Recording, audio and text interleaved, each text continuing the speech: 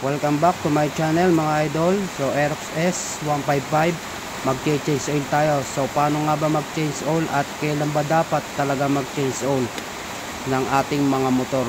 About dito tulad nitong Aerox S155. So kanyang odometer 6,444. So bagong lahat mga idol, bago natin pisahan, isang intro muna tayo.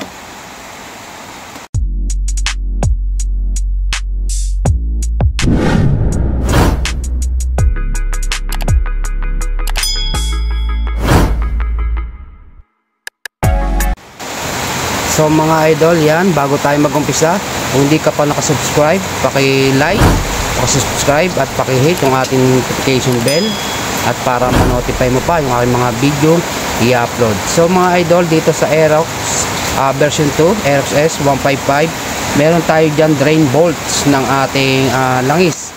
So nandyan mga idol, yung drain bolt, target locked. Sukat niyan mga idol ay 12mm doon sa ating back range. So yun natin ginagamit mga idol para hindi mabilog.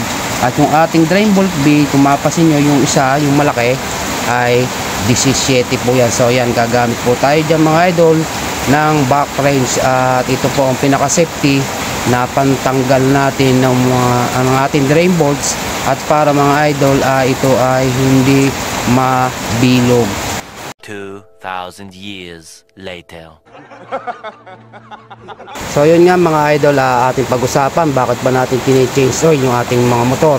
So kaya natin itong mga idol kine-change oil ay napaka-importante po sa ating motor nito para yung ating takbo ng ating makina ay smooth na smooth. So pagka medyo malapot na at medyo maitim na mga idol yung ating langis, dyan na po nagkakaroon ng problema yung ating mga pyesa sa loob, mga metal parts tulad ng mga transmission gear doon sa ating loob ng ating makina. Kasama na rin dyan yung ating sa combustion chamber para yung kanyang function ay smooth na smooth. A little longer than a few minutes later. So yan mga idol, ay nahanap ko yung mga bolts na ating gagamitin. Ayan, yung ating back range, isang 12 at saka isang 17. So doon nga pala mga idol, sa regular na drain bolts ng Aerox S ay itong 12mm.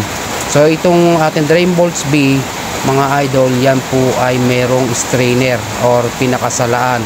Sinasaludoan kita. Hey!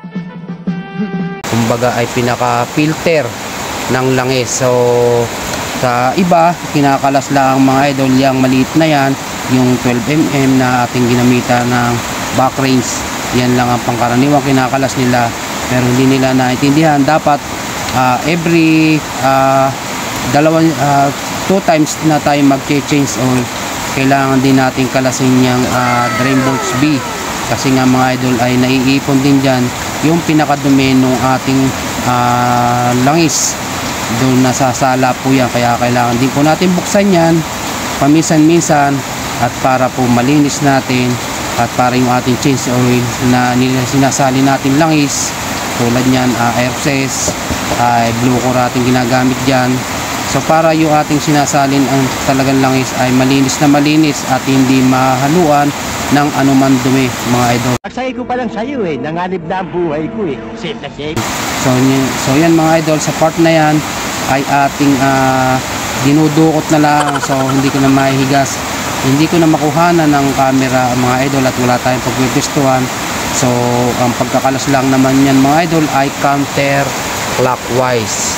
So ang paghigpit niyan mga idol ay clockwise. So yan, may pagka yan pinihit nyo mga idol ng inyong back range, basta lumagitik na konti, so yan, pwede nyo na yung kamayin. So yan mga idol, pakikita ko rin sa inyo na yung ating padalawang drain bolts B ay meron po yan mga idol na strainer. Yun nga yung sinasabi ko na may pinakasalaan or pinaka-filter ng ating langis, kasi mga idol yung dumi na humahalo sa langis mga idol ay dyan po naiipon. Kaya every 2 times na tayo mag-change oil or ating bubuksan din po yan, at para mas malinis natin, para yung ating langis ay malinis na malinis. So doon mga idol, ayan, mapapasin yung mga idol yan. Yan, ayan yung kanya, may spring yan mga idol at may string. So sa pagbabaklas mga idol, kung paano nyo binaklas ay ganun nyo din po yan ikakabit. So pag-usapan naman natin mga idol, bakit nga natin mga idol tini-change oil yun. Tulad ng pinakita ko sa inyo, talaga yung kanyang strainer. So yan, lilinisin natin ng gas yan para malinis. So mga idol, ingat-ingat lang. Yung kanyang pinaka oil seal ay huwag nyo laging patatamaan or bababa din sa gasolina para po hindi masira yung ating oil seal. Okay. So doon sa maraming katanungan, kasi mga idol, may mga pagkakataon na yung iba ay regular naman daw sila nag-change oil, ay bakit daw dumadanas pa na umuusok or nagkakaroon ng problema yung kanilang makina. Siyempre unang-una dyan ay depende sa klase ng langis na ginagamit nyo, depende sa gamit nyo sa motor, kung yung ba long drive, kung yung ba ay talagang posisyon ng karsada or kung saan kayong lugar o kapatagan ba yan or mga bulubundukin yung inyong mga tinatakbuhan ng inyong motor. So sa akin mga idol, by experience mga idol, at medyo matagal-tagal na rin tayo nagme-mekaniko at matagal-tagal na rin tayong nagmumotor, nasa 30 years na at nasa 10 years na din tayo naggagawa ng mga motor, kaya alam na natin yung mga cause ng talagang problema ng mga motor, mga advantage at saka disadvantage ng mga ginagamit nating motor, kung yan ba ay panghanap buhay, pang service or pang kargahan. Yon po. Kilala kong kaliskis mo, oy. Tulad nga ng aking mga motor, so tatlo yan, isang Supremo, so pang service ko ng estudyante. So yan mga idol ay every 1,200 may sabit siyang sidecar, ay iibahin na din natin. Dapat mga idol ay 1.8 ako mag-change oil sa Supremo ko, so ginawa ko lang 1.2 kasi may sidecar na. Mientras bumibigat, depende sa kalsada, ay medyo mag-a-adjust tayo lagi mga idol, pabawas lagi tayo mga idol, wag sa pabante ng hinahaba nung ating tinatakbo para maging ligtas yung ating mga makina. So yun nga ang isa ko, Rossi 175, pangkargaan naman yung mga idol. So ang suggest doon ng kasa ng Rossi ay every 1.5 mag-change oil ako. So ang ginagawa ko mga idol ay talagang heavy duty yung mga kinakarga ko doon mga idol, kaya ang ginagawa natin doon ay every 1,000 kilometers ay tayo ay nag-change oil na, kasi nga mga idol ay binabase natin sa hirap at saka sitwasyon ng kalsada yung ating sasakyan. So dito sa ating Aerox, so ang sabi sa atin ng kasa, every 2,000 every 2,000 nga pwede na daw tayo mag-change oil. So ang sinusunod nila ngayon ay every 1.5, so para daw mas safety. So ngayon gumawa tayo ng experiment mga idol, at binasihan natin yung langis niya mga idol. So base sa tingin ko sa langis na ito mga idol ay 70% yung pangingitim ng langis niya, bago 30% yung talaga makikita mo pa yung pinakakulay ng langis, so blue core, maaninag mo pa yung pagka blue niya. So pinabot nga natin mga idol ng 2,000, so ligtas na ligtas pa sa 2,000. So region 4 tayo, may ahon, may patag. So sa kanila ginagawa nilang 1.5, sabi sa atin ng kasa ng Yamaha, para talagang safety na safety yung ating makina. So kaya nga lang nagkakaroon ng problema yung ating mga makina mga idol, ay doon nga dahilan nga na nakakalimutan na natin mag change oil. So doon mga idol, ma-suggest ko nga lang sa inyo, so doon sa mga naka automatic na mga motor tulad ng Aerox, NMAX, PCX, ADB, NMAX, so marami pang iba.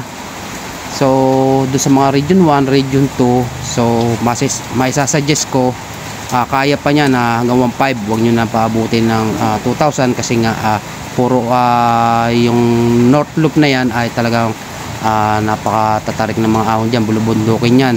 So kung kayo na may region 3, mga kapatagan yan mga idol, bibihira dyan mga ahon, So pwede nyo paabutin ng 2,000. So sa akin, region 4, so pwede kong sundin ng 1.5, pwede kong sundin ng hanggang 1.7, 1.8 para kung makapag change oil muli dito sa aking Aerox S155. So doon naman mga idol sa mga magpapalit ng gear oil, every 2 times na kayo ay mag-change oil. So saka pa lang kayo magpapalit ng inyong gear oil.